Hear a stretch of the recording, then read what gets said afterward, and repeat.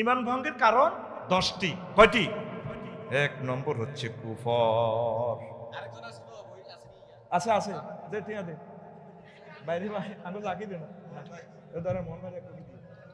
শোনেন, কুফর আল্লাহ এবং রাসূল সাল্লাল্লাহু আলাইহি সাল্লাম যা নির্দেশ দিয়েছেন, ওহী থেকে যা এসেছে রাসূল সাল্লাল্লাহু আলাইহি সাল্লাম এর প্রতি এগুলার কোনো কিছু অস্বীকার করা কুফরি, শিরক।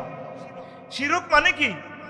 আল্লাহরে মানে, নবীরও মানে, তারপরেও তাগুতেরও মানে। আর দুনোকে মিয়া আল্লাহর কাছে মিয়া মিয়া কত কিরফনে গেছো তোরা, মনে করেন কালেকশন করবি তোরা আল্লাহর কাছে সারা ভাঙ্গা খাইবি, কারণ তোকে কারণে 10 মিনিট ইমিন না ইউসা তো বুঝি অনুবাস বাদ দিলে। এ দুলাল ভাই এর আগমন ওয়াজ ইগেন জমা রাখছি ইগেন কই বসে। এ দুলাল ভাই কই দেন টিয়া দেন, বাকি দেওয়া যায় না? না আছে বাকি নাই, মরে গেছি জানো যাইবে। আর উমরার পুরস্কার দিয়ে না রে টিয়া লই এলেন, ওই 2 কপি গাড়ি থেকে দিয়ে দিবে। ইমান আইয়সা ইমানদার ধরিয়ান ইমান আয় দোনোকায় ইনশাআল্লাহ। শোনেন, শিরক মানে কি? আপনার শিরক হচ্ছে আপনি আল্লাহকে মানলেন, রাসূল সাল্লাল্লাহু আলাইহি সাল্লামকে মানলেন, ওনাদের কোনো হুকুম আহকামে আপনি নিজের মতো করে মানলেন, প্রিয় নেতার কথা মানলেন, যা ওনারা দিয়েছেন এই বিধানের সাথে কোনো কিছু অংশী স্থাপন করা যাবে। উলহুন আলিয়া ইয়া আল্লাহ মানে আইনদাতা, বিধানদাতা। আমার জীবন চলার সব কিছু বিধান কে দিয়েছেন? আল্লাহ।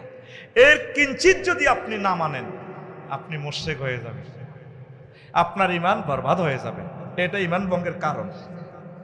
3 নিফাক। নিফাকি করা, মুখে এক কথা বলেন, কলবের ভিতরে আরেক কথা। নবীর ক্লাসেও এরকম মুনাফিক আছিল 313 জন। কয়জন?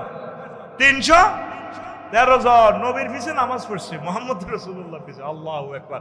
একটা দায়িত্ব বে আজালিবা, এই আব্দুল্লাহ ইবনে উবাই ডাকায়, তার নেতৃত্বে মুহাম্মদ সাল্লাল্লাহু আলাইহি সাল্লামের উহুদের জমিনে যে মার দিছে, ও কলজা ভাঙিয়ে এলেছে আমার নবীর। এই নিফাকি মুসলিম মিল্লার ভিতরে এখনো আছে। নেফাকি করা যাবে না, আমল কম হোক কোনো অসুবিধা নেই, কিন্তু ইমানের বেলায় আপনি সাচ্চা মুমিন থাকেন, আল্লাহ আপনাকে জান্নাতে পৌঁছাবেন। পড়ে আমিন।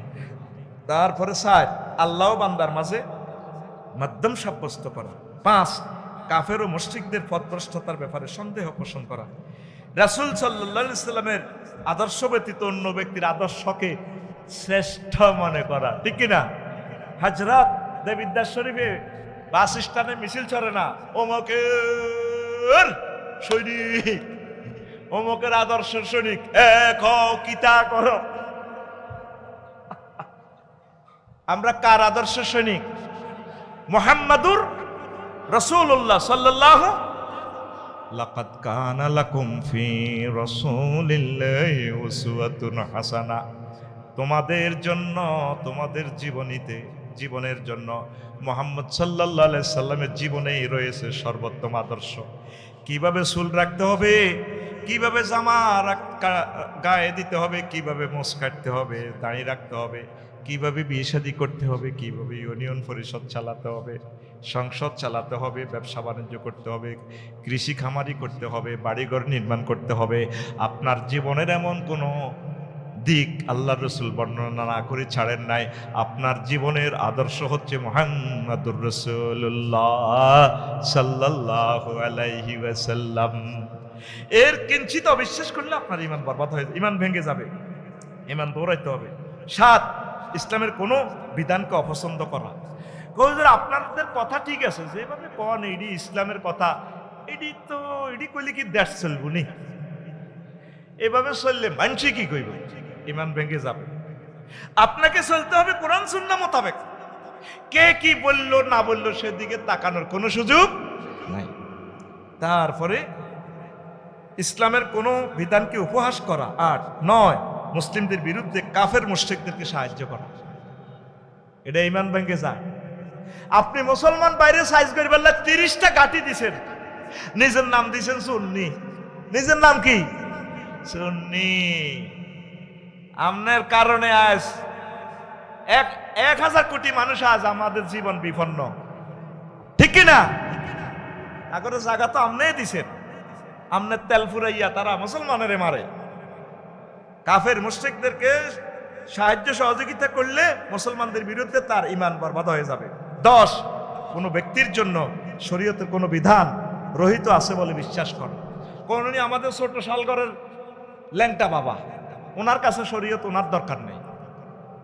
ঈমান থাকবে, ঈমান থাকবে।